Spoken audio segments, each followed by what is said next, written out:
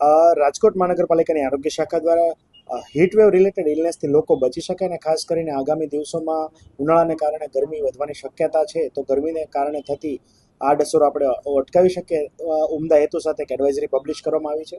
ખાસ કરીને Indian meteorological department દ્વારા હાલ જે છે ગઈકાલનું જે તાપમાન જે છે એનો પારો 36 થી 38 ડિગ્રી વચ્ચે નોંધાયેલો હતો. આગામી દિવસોમાં પણ માર્ચ મહિનામાં તાપમાનનો પારો વધવાની શક્યતા છે એ નોંધાયેલી હોય છે. ખાસ કરીને ફોરકાસ્ટ પ્રમાણે જોવા જઈએ તો આઈએમડી મુજબ ફોરકાસ્ટમાં તાપમાનનો પારો વધવાની શક્યતા હોય. લોકો જે છે તકેદારી અથવા જાગૃતિ કેળવાય એના માટે જે છે એડવાઇઝરી પબ્લિશ કરવામાં આવી છે.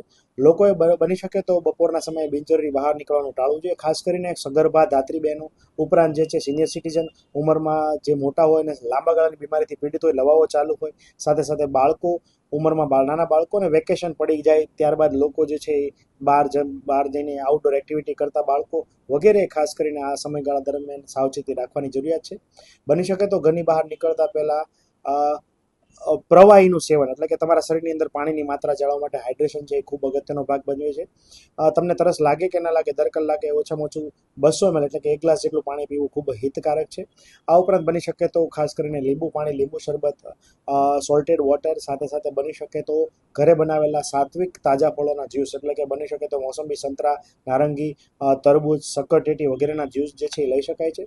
સાથે સાથે જોવા જઈએ તો લોકોએ બહારના અત્યંત ઠંડા અને અત્યંત ગળ્યા પીણા પીવાનો આગ્રહ જે છે એ રાખવો જોઈએ નહીં. સાદી સોડા જે છે એ ઘણી વખત સેવન કરી શકાય, પરંતુ અત્યંત ઠંડી અને અત્યંત ગળી સોડાઓનું સેવન પણ કરવું જોઈએ નહીં. ઉપરાંત જે છે અત્યારે શેરડીના જ્યુસ પણ જે છે હાઇજેનિક શેરડીનો જ્યુસ પણ જે છે લઈ શકાય છે. લોકોએ ભરપેટ ખાવાનું આરોગવાને બદલે કટકે થોડા અંતરાળ ભોજન જે છે આરોગવું જોઈએ. આ ઉપરાંત ખાસ કરીને લોકોએ બહાર નીકળવાનું થાય તો ટોપી, રૂમાલ વગેરે જે છે દ્વારા શરીર ઢંકાય. આ ઉપરાંત ખાસ કરીને જે આછા રંગના અને વજનમાં હળવા એવા વસ્ત્રો પરિધાન કરીને જ બહાર નીકળવું જોઈએ. આ ઉપરાંત મોટાભાગની અસર જોવા જઈએ તો હીટ રિલેટેડ ઇલનેસ એટલે કે લૂ લાગવાની શક્યતા જે ખાસ કરીને આઉટડોર એક્ટિવિટી કરતા હોય તે લોકોમાં વધારે જોવા મળે છે.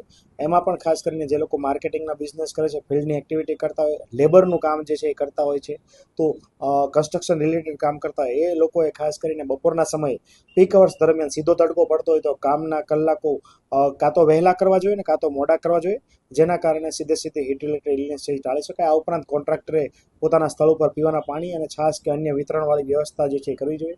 આગામી દિવસોમાં જો તાપમાનનો પારો વધશે તો બપોરના સમયે સિગ્નલ બંધ કરવાની કાર્યવાહી પણ કરવામાં આવશે. સાથે સાથે શેડિંગની કાર્યવાહી પણ સિગ્નલ પર કરવામાં આવશે અને જે વિવિધ પ્રકારના ગાર્ડન છે ત્યાં વિવિધ પ્રકાર પાણીની પીવાની વ્યવસ્થા સાથે સાથે છાંયડાની વ્યવસ્થા પણ જે છે એ કરવામાં આવશે. આ ઉપરાંત જોવા જઈએ તો આગામી સમયમાં એડવાઇઝરી મુજબ અન્ય ડિપાર્ટમેન્ટો સાથે સંકલન કરીને જે જરૂરી પગલાં લેવાના છે લેવામાં આવશે. ગત વર્ષે જે છે આપણા બીઆરટીએસના બસ સ્ટોપની અંદર કુલર મૂકવા સાથે સાથે બસની અંદર પીવાના પાણીની વ્યવસ્થા વગેરે સેવાઓ કરવામાં આવી હતી. જો તાપમાનનો પારો વધશે તો આ બધી કામગીરી પણ કરવામાં આવશે. સાંજ સમાચાર ફેસબુક પેજને લાઇક કરો, વિડીયો શેર કરો અને વધુ વિગતવાર સમાચાર માટે sanssamachar.net વિઝિટ કરો.